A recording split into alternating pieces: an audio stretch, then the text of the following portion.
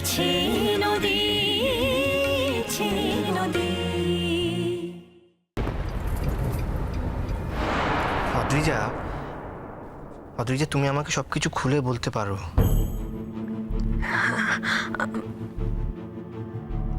আমি তোমাকে বলবো, আমি তোমাকে সবটা বলবো, কিন্তু হ্যাঁ বলবে, কিন্তু কবে বলবে? কবে বলবে অদ্রিজা?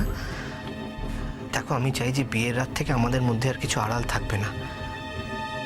আমরা একে অন্যকে সব কথা স্বীকার করব। ফুলসজ্জার রাতে সেদিন আমি তোমাকে সব বলবো। বলবে তো? বলবো বলবো, কিন্তু কিন্তু তুমি যে বলছিলে তুমি সব জানো। হ্যাঁ আমি জানি তো, মানে আমি কিছুটা জানি, সবটা জানি না। মানে আমি শুধু এইটুকু জানি যে তোমার সেদিন তাতানের সঙ্গে দেখা হয়েছিল। তাহলে তাহলে তুমি কি আমাকে দেখতে পেয়েছিলে? হ্যাঁ, ধরে নাও তাই। তাহলে তাহলে তুমি তুমি সবটা, মানে আমাকে আমাকে ওখানে সবটা তুমি তুমি দেখোনি না?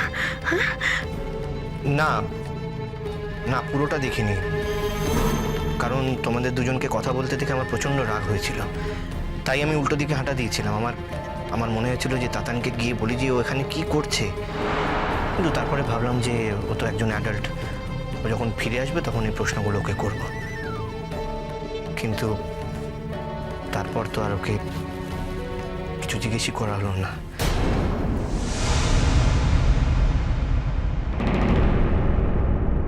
ঠিক কতটা জানে পিকলু? ও কি আমার কাছ থেকে সত্যিগুলো বিয়ের আগেই জানতে চাইছে?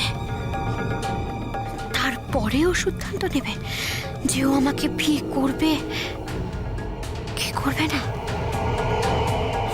না না, বিয়ের আগে আমি ওকে একটা কথাও বলবো না।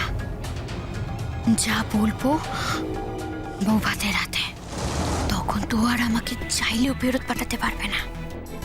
আচ্ছা, এটাও কি হতে পারে যে পিকলু সব জেনেও আমাকে পরীক্ষা করছে আমি ওকে সবটা সত্যি বলছি কিনা?